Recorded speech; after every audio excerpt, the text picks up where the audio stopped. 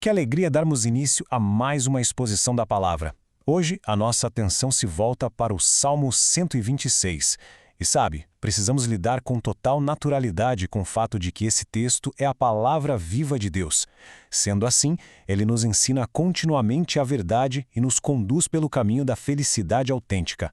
Através de umas imagens e contrastes bem poderosos, o Senhor nos convida a entender como funciona a dinâmica da sua graça, tanto na história quanto na nossa vida cristã diária. Certo, vamos direto ao ponto aqui. Como as lágrimas de hoje podem de fato se transformar em uma colheita garantida de alegria? Essa não é só uma reflexão poética bonita, não. Ela levanta as reais tensões emocionais e espirituais que esse texto bíblico carrega logo de cara. O Salmo 126 nos mostra uma jornada muito profunda que sai de uma tristeza completamente esmagadora até chegar numa alegria indescritível. É exatamente isso que define o que significa viver pela fé nesse Deus que restaura. O sonho da restauração.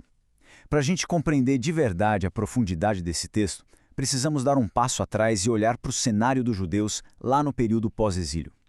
O Salmo 126 é classificado como um cântico das subidas, e ele ecoa com muita força a época do decreto do rei persa Ciro, lá em 538 a.C. Foi esse decreto que permitiu que o povo retornasse de um cativeiro longo e devastador na Babilônia. Pensa bem, aquela comunidade tinha passado 70 anos longe de casa, achando que, honestamente, era o fim da linha. E o relato dessa volta começa de um jeito espetacular. O versículo 1 diz assim: Quando o Senhor restaurou a sorte de Sião, ficamos como quem sonha. A restauração foi um choque absoluto. O sentimento geral era de uma perplexidade maravilhada. Sabe, como se aquela libertação inesperada fosse tão grandiosa, mas tão inacreditável, que a mente daquelas pessoas mal conseguia processar. Sair do cativeiro parecia literalmente um sonho bom demais para ser verdade. E esse choque maravilhoso aponta para um conceito teológico fascinante que a gente pode chamar de incredulidade redentora. Funciona mais ou menos assim. É o que acontece quando a graça de Deus se manifesta de uma forma tão massiva, tão súbita e unilateral que acaba excedendo totalmente as expectativas humanas mais otimistas. A graça divina age numa magnitude tão absurda que, num primeiro momento, deixa os fiéis atordoados. Isso prova, sem sombra de dúvida, que o milagre é obra exclusiva de Deus e não fruto de qualquer esforço humano. 2. O testemunho de alegria. Quando essa graça irresistível de Deus entra em ação, ela não fica escondidinha no coração, não. Ela transborda. Quando Deus intervém, o resultado não é só um conforto íntimo e particular. É uma alegria externa, física, que fica simplesmente impossível de esconder da sociedade ao redor. Os versículos 2 e 3 capturam perfeitamente essa manifestação. Olha só. Então a nossa boca se encheu de riso e a nossa língua de júbilo. Então entre as nações se dizia: grandes coisas o Senhor tem feito por eles. Nota que a alegria toma conta do corpo físico mesmo. São bocas cheias de riso, línguas cantando bem alto. O milagre foi tão colossal que até mesmo as nações vizinhas, as nações paganas, foram forçadas a testemunhar e reconhecer esse evento maravilhoso.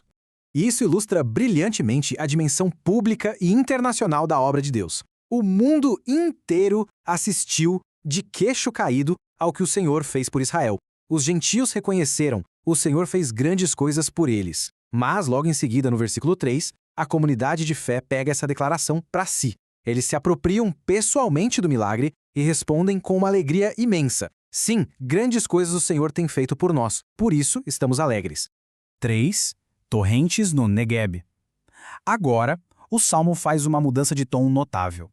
A gente sai daquela grata memória do que Deus já fez e entra numa oração ousada, pedindo ação no tempo presente. Acontece que a restauração parcial exige um complemento divino contínuo. E aí o versículo 4 traz uma súplica muito poderosa. Restaura, Senhor, a nossa sorte, como as torrentes no Négueb. O salmista não joga palavras ao vento aqui. Ele clama a Deus usando uma metáfora geográfica e climática, que seria imediatamente compreendida e sentida na pele por qualquer pessoa que vivesse naquela região do mundo naquela época. Mas para compreender o peso desse pedido, a gente precisa entender o que é o Negueb. Trata-se de uma região extremamente árida, com cara de deserto mesmo, localizada lá no sul de Israel. Na maior parte do ano, os leitos dos rios de lá ficam completamente secos. É só poeira e pedra. Porém, quando caem chuvas fortes nas montanhas distantes, águas absurdamente volumosas descem de repente. Elas transformam rios mortos e secos em correntes violentas e avassaladoras em questão de horas, trazendo vida imediata para onde só tinha morte. O contraste visual é tremendo. A aridez do deserto representa perfeitamente as nossas lutas humanas, as nossas expectativas frustradas e a fragilidade de todo o nosso esforço. Por outro lado, as torrentes súbitas representam aquela abundância esmagadora e totalmente inesperada da graça de Deus.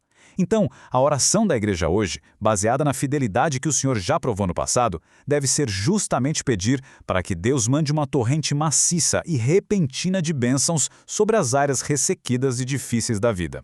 4. Semeando com lágrimas. Essa sessão nos faz mergulhar direto na dura realidade agrícola do mundo antigo, para ensinar uma lição profunda sobre o trabalho árduo que a fé nos exige. Porque, embora a gente ore por torrentes súbitas de graça, nós vivemos na rotina laboriosa e difícil do campo no dia a dia. O texto bíblico não tenta disfarçar as dificuldades. Olha o que ele afirma: os que com lágrimas semeiam, com júbilo ceifarão. Aquele que sai chorando enquanto semeia, voltará com júbilo trazendo os seus feixes. Não é só uma poesia bonita, é o retrato duro de um agricultor em crise, o que cria uma metáfora espiritual fortíssima para nós. E o que é realmente interessante analisar nessa dinâmica é o contraste brutal dessa verdadeira economia da colheita. Aquele agricultor da antiguidade, na hora de lançar sementes na terra, estava fisicamente tirando o pouco alimento que tinha de uma família faminta, e fazendo isso apenas com a esperança de um retorno no futuro. É um sacrifício imediato, muitas vezes feito no meio do chorro literal. Mas o texto garante que essa ação dolorosa de fé vai se converter, sem sombra de dúvida, na glória e no júbilo de carregar braçadas enormes e pesadas de trigo na volta. A semente não se perde, de jeito nenhum, ela se multiplica. 5. Cristo, a semente e a colheita. Agora vamos ver como tudo isso se conecta lá na frente. Porque a restauração da sorte, as chuvas no deserto, as sementes lançadas na terra, nada disso para no Antigo Testamento. Toda essa grande engrenagem teológica aponta direta e eternamente para o cumprimento definitivo que é Jesus Cristo.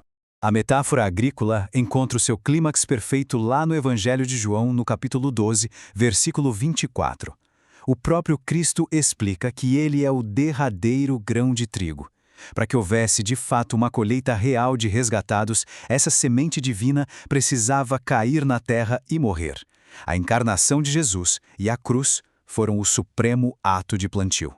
Ele é o semeador por excelência. A carta aos Hebreus lembra a gente que Cristo ofereceu orações e súplicas com forte clamor e lágrimas. Pensa no momento do Getsemane, ou no sofrimento da cruz. Jesus semeou com as lágrimas mais dolorosas que já foram derramadas na história do universo. Ele plantou a sua própria vida justamente para garantir o júbilo triunfante da manhã da ressurreição. Cristo triunfou sobre o túmulo. Ele é o restaurador definitivo de Sião, o Senhor soberano, tanto do tempo de plantar, quanto da colheita final. As promessas do Salmo 126 estão inteiramente, cabalmente, cumpridas na vitória esmagadora de Jesus. Uma vitória da qual nós agora, pela fé, somos beneficiários diretos e participantes ativos. 6. A vida pela graça. E para fechar, vamos ver como isso tudo ganha forma na nossa vida diária e na nossa espiritualidade hoje. O Salmo é incrivelmente prático. Ele orienta as orações, ajusta as expectativas e nos dá segurança perante Deus. Então, o ponto crucial que precisamos fixar é o seguinte: a salvação do cristão é unicamente e inteiramente pela graça. É sério, a gente não pode esquecer disso. Assim como Israel não teve poder nenhum para fabricar o próprio resgate da Babilônia, a humanidade não tem como fabricar a própria redenção. Todo o que crê que Cristo é seu Salvador e Senhor é salvo e ponto final.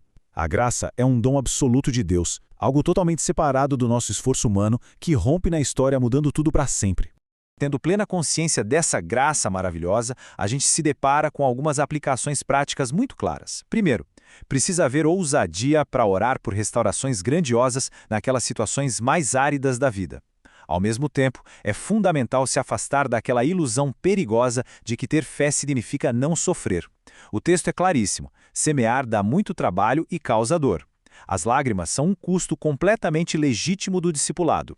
Por fim, fica o chamado para investir com paciência em missões espirituais a longo prazo, confiando fielmente no poder da semente.